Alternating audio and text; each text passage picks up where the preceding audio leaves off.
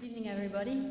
I would like to tell David that he's doing an excellent job because I was a student a long time ago at Birkbeck, and once when I was trying to find Chris, who had given me a meeting at the coffee shop, I went to the old Birkbeck building and found myself in front of the goods entrance and was quite desperate to find the entrance, and I had to ask some student around to find my ways. And the building where I did study, which was a very quirky building, has in fact been sold and is no longer in use, so I truly feel like a Birkbeck dinosaur.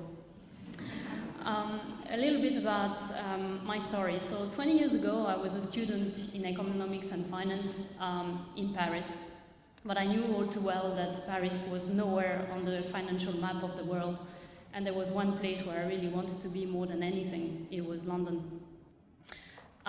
So I applied to the Master of Finance at Birkbeck, got given a space, and that summer I started to work frantically to save money to come to London. Saved this money, and thanks God back then the sterling wasn't such a strong currency and the franc could take you quite a long way. But when I arrived in London, it was pretty clear that this money wouldn't keep me going for very long. I started in September, and by November I was working full-time. I was spending 3 evenings per week at Birkbeck. It was sometimes very hard. And still to that day, when I look back, I wonder how on earth did I pull this? What courage and determination, kept me through this. But when I look back, I'm so grateful that I did it, because it was very defining and a life-changing thing for my life. And Birkbeck made it possible thanks to part-time studies. My story is rather ordinary. And I count myself as the extremely lucky ones. And when I met Chris some years ago, his team had many more stories, and I think you will hear one a bit later. Stories of immense courage, stories that actually brought tears to my eyes, stories that brought sentiment of admiration and respect, but stories that all had one thing in common: a happy ending made in Birkbeck. And I know that many of you in this room also have your own story, similar and different, but we have this one thing in common, and we all understand each other. And this is why I give to Birkbeck. Part-time studies are a tremendous enabler, and I really hope that Birkbeck can continue delivering world-class, affordable part-time studies for many years to come, and hopefully one day there will be a 300-year anniversary we should hope for.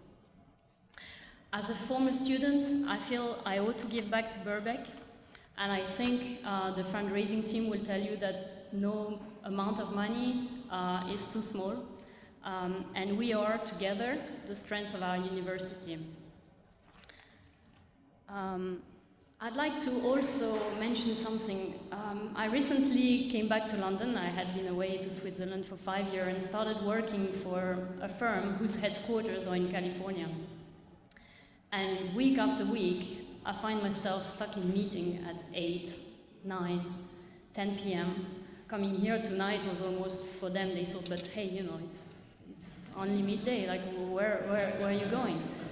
And that made me think that we have to also think about the people, the staff, the teachers, the professor, for their dedication to deliver those part-time studies, because they are giving classes to students when, they should be home. And I know how tough that is. And I think that also now as a donor, I've been helping students, which I certainly want to continue doing. But Birkbeck also needs to continue to attract, great talents, fantastic professors to continue giving this high quality education. And I really want to be part of that. Thank you.